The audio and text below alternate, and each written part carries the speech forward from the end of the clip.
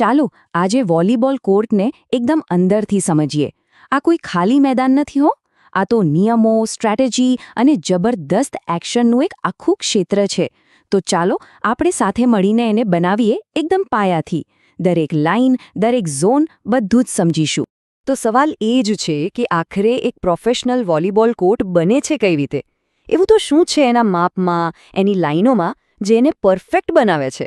ચાલો આજે આપણે આખી બ્લુપ્રિન્ટને સ્ટેપ બાય સ્ટેપ જોડીએ અને આખી રમતનું ચિત્ર એકદમ ક્લિયર કરીએ. કોઈ પણ વસ્તુ બનાવવી હોય તો શરૂઆત ક્યાંથી થાય? બરાબર, પાયાથી. તો ચાલો સૌથી પહેલા કોર્ટના બહારના માપ એટલે કે એના ડાયમેન્શન્સ નક્કી કરીએ. તો સૌથી પહેલા લંબાઈ.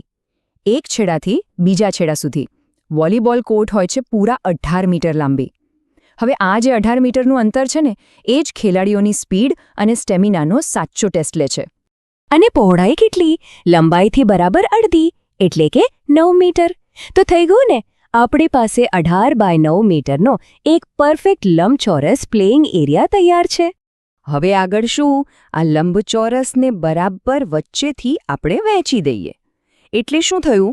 આપણને મળ્યા બે એક સરખા ચોરસ, બંને 9 બાય 9 મીટરના.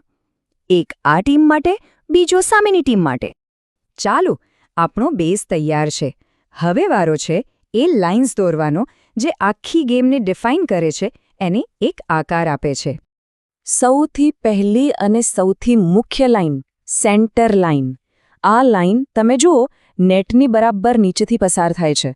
અને એનું કામ શું? કોર્ટને બે બરાબર ભાગમાં વહેંચવાનું. સમજી લો કે આ બંને ટીમોની બોર્ડર છે. અને હવે આવે છે એટેક લાઇન. આ લાઇન ગેમમાં ખરી મજા લાવે છે. આને 3 મીટર લાઇન પણ કહેવાય છે. કેમ? કારણ કે સેન્ટર લાઇનથી બરાબર 3 મીટર દૂર હોય છે. આ લાઇન જ નક્કી કરે છે કે કોણ ફ્રન્ટ રો પ્લેયર છે અને કોણ બેક રો. અને હા, બેક રોનો પ્લેયર આ લાઇન ઓળંગીને આગળથી જમ્પ કરીને સ્મેશ ન કરી શકે. એણે પાછળથી જ કૂદવું પડે. આ એક નાનકડો નિયમ આખી ગેમની સ્ટ્રેટેજી બદલી નાખે છે. અચ્છા, પછી આવે છે બાઉન્ડ્રી લાઇન્સ, એટલે કે સાઇડ લાઇન અને એન્ડ લાઇન. એમનું કામ સિમ્પલ છે, કોર્ટની હદ નક્કી કરવાનું.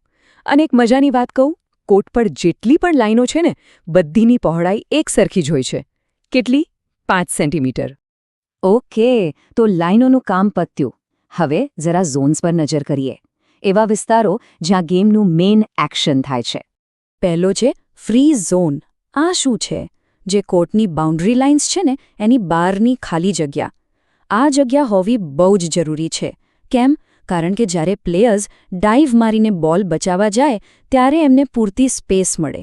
નિયમ મુજબ આ જગ્યા ચારે બાજુ ઓછામાં ઓછી 3 મીટર તો હોવી જ જોઈએ. પછી આવે છે સર્વિસ એરિયા. આ 9 મીટર પહોળો વિસ્તાર છેક છેલ્લી લાઇન એટલે કે એન્ડ લાઇનની પાછળ હોય છે. ગેમનો દરેક પોઈન્ટ અહીંથી જ તો શરૂ થાય છે, એક જોરદાર સર્વિસ સાથે. ચાલો હવે વાત કરીએ કોર્ટના હૃદયની, એટલે કે નેટની. આ જ તો છે જે બંને ટીમોને અલગ પાડે છે અને આખી રમતનો સૌથી મોટો પડકાર ઊભો કરે છે. તો નેટના માપ શું હોય છે? એની લંબાઈ હોય છે લગભગ 9.5 થી 10 મીટર, એટલે કે કોર્ટની જે 9 મીટરની પહોળાઈ છે ને એનાથી થોડી વધારે, અને એની પોતાની પહોળાઈ હોય છે 1 મીટર. પણ સાચો ખેલ તો નેટની ઊંચાઈનો છે. અને અહીંયા એક મોટો તફાવત છે. પુરુષોની મેચમાં નેટની ઊંચાઈ હોય છે 2.43 મીટર્સ, જ્યારે મહિલાઓની મેચમાં એ હોય છે 2.24 મીટર્સ. આ જે ઊંચાઈનો ફરક છે ને એ ગેમની સ્પીડ અને રમવાની સ્ટાઇલ પર બહુ મોટી અસર કરે છે. આ ચાર્ટમાં એકદમ ક્લિયર દેખાય છે કે બંનેની ઊંચાઈમાં કેટલો ફરક છે. ભલે આ ફરક નાનો લાગે, પણ પ્લેયર્સની જમ્પ કરવાની અને સ્મેશ કરવાની તાકાત માટે આ બહુ જ મોટો ફેક્ટર બની જાય છે. ઓકે, આપણું કોર્ટનું બાંધકામ લગભગ પૂરું થવા આવ્યું છે.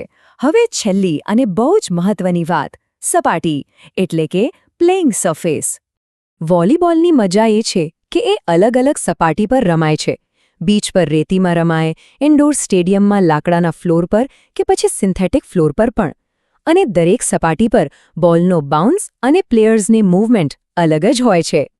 પણ એક વાત પાક્કી, સપાટી ભલે ગમે તે મટીરિયલની હોય, 2 શરતો સૌથી જરૂરી છે. એક, એ એકદમ સપાટ હોવી જોઈએ, અને બીજું, એ પ્લેયર્સ માટે બિલકુલ સેફ હોવી જોઈએ. આમાં કોઈ કોમ્પ્રોમાઇઝ ચાલે જ નહીં. તો લો, આપણી બ્લ્યુપ્રિન્ટ હવે તૈયાર છે. કોર્ટનો એક એક ખૂણો, દરેક લાઇન, દરેક ઝોન હવે આપણા મગજમાં એકદમ ફિટ છે. તો હવે સવાલ એ છે કે આ બધી જાણકારી પછી હવે જ્યારે નેક્સ્ટ ટાઈમ કોઈ વોલીબોલ મેચ જોવાનો મોકો મળશે તો શું ગેમ જોવાનો આખો નજરિયો બદલાઈ જશે?